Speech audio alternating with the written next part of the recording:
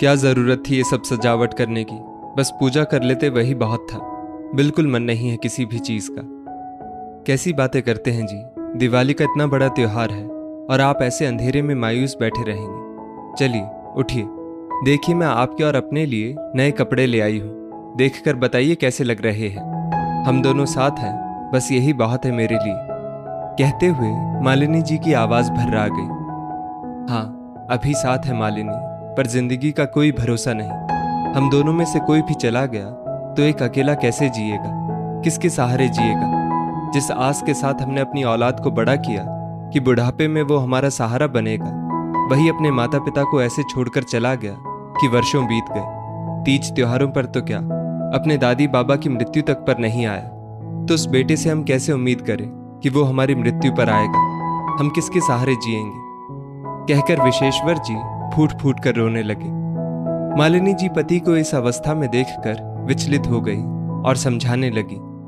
उसे गए तो इतने वर्ष बीत गए, तब से हम दोनों हर तीज त्योहार और सुख दुख अकेले ही साझा कर रहे हैं। आज आप इतने ज्यादा परेशान क्यों हैं? लोग कहते हैं औरतें कमजोर होती हैं, लेकिन यहाँ तो मैं हिम्मत रखे हूँ और आप इतने ज्यादा परेशान हो रहे हैं। जो है हमारे सामने है, अब हमें इस बात को मानकर आगे बढ़ना ही होगा कि हमारा बेटा अब कभी लौट कर नहीं आएगा। अब हमें उसके बिना ही जीना होगा। 20 वर्ष हो गए जी, अब तो उसके बच्चे भी बड़े हो गए होंगे। हमने तो कभी बच्चों को देखा भी नहीं, लेकिन जब अपना बेटा ही निर्मोही निकला तो उसकी औलाद से क्या उम्मीद कर सकते हैं। उसके बच्चों को तो पता भी नहीं होगा कि उनके दादी बाबा अभी जिंदा हैं। इतना मत सोचिए, चलिए जब तक साथ हैं तब तक साथ मिलकर खुशियां मना लें। कल किसने देखा है, क्या पता कल का सूरज हमारे लिए नई खुशियों की सौगात लेकर आए या फिर हमेशा के लिए अस्त हो जाए। तुम इन परिस्थितियों में भी इतना सकारात्मक कैसे सोच लेती हो मालिनी? मुझे तो अब लगता ही नहीं कि खुशियां कभी हमारे दरवाजे पर दस्तक देंगी। इस घर में ऐसे ही मनहूसियत फैली रहेगी। यहाँ कोई तीज त्योहार और उत्सव नहीं मनेगा। यहाँ हमेशा सन्नाटा ही पसरा रहेगा। आप ऐसा मत सोचिए, बल्कि ऐसा सोचिए कि सब अच्छा होगा। चलिए, रात बहुत हो गई है, सो जाते हैं। कल दीपावली है, बहुत काम होंगे। हम लोग अपने पड़ोसियों को मिठाई देने चलेंगे और उन्हीं लोगों के साथ मिलकर त्योहार मनाएंगे। देखिएगा, खूब मजा आएगा। मालिनी जी पति को दिलासा देते हुए बोली। दीपावली वाले दिन सुबह 5 बजे दरवाजे की घंटी बजी। मालिनी जी देखने जाने लगी तो विशेश्वर जी ने ये कहकर रोक दिया, तुम लेटी रहो, मैं देखता हूं कौन है, शायद दूध वाला होगा।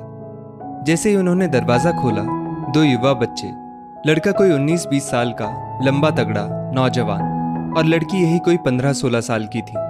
दोनों के चेहरे से खुशी छलकी पड़ रही थी और दोनों की चुहल भरी बातचीत से ही लग रहा था कि भाई बहन है। जैसे ही दरवाजा खुला, उनकी बातचीत में भंग पड़ गया। विशेश्वर जी को देखकर दोनों जल्दी से उनके चरण स्पर्श करके अंदर जाने लगे तो विशेश्वर जी को याद आया, आजकल ऐसे ही सब अच्छे पढ़े लिखे का भेष बनाकर प्यार से मीठी मीठी बातें करके लोग घर में घुस आते हैं और लूटपाट करते हैं। तो उन्होंने आवाज देकर उन्हें रोका और बोले, पहले अपना परिचय तो दो, ऐसे कैसे अनजान लोग हमारे घर में घुस आए। तब तक मालिनी जी भी आवाज सुनकर बाहर आ गई थी। लड़की जिसका नाम दिया था खिलखिलाकर हंसी और बोली, भाई मुझे तो लग रहा है दादू और दादी माँ ने हमें पहचाना ही नहीं, तभी ऐसे कह रहे हैं। लंबा तगड़ा नौजवान जिसका नाम देव था बोला, लग तो रहा है दिया, लेकिन कोई बात नहीं, हम अभी अपना परिचय दे देते हैं। और आगे बढ़कर दोनों बच्चे विशेश्वर जी के गले लग गए और बोले, दादू आपने अपने खून को नहीं पहचाना, हम दोनों आपका खून, आपके पोता पोती हैं। दूर खड़ी मालिनी जी तो धम से पास ही पड़े तख्त पर बैठ गई। अपनी आंखों पर, अपनी किस्मत पर अभी भी विश्वास नहीं कर पा रही थी। वहीं विशेश्वर जी बिलख कर रोने लगे और बोले, बच्चों हम बूढ़े बुढ़िया के साथ मजाक मत करो, नहीं तो मर जाएंगे। जो सच है वो बोलो, ये तो विश्वास करने योग्य नहीं है। जब आज तक बेटा बहू नहीं आए तो वो अपने बच्चों को कैसे भेज देंगे। दादू दादी माँ। आगे बढ़कर दोनों बच्चे कसकर अपने दादू और दादी के गले लग गए और बोले, अब बताइए, अब भी आपको लग रहा है कि हम आपका खून नहीं है? विशेश्वर जी और मालिनी जी ने महसूस किया कि ये तो उनके बेटे राज का स्पर्श है। ये सच में हमारे बच्चे, हमारा अपना खून है। सोचते हुए कसकर अपने कलेजे से भींच लिया।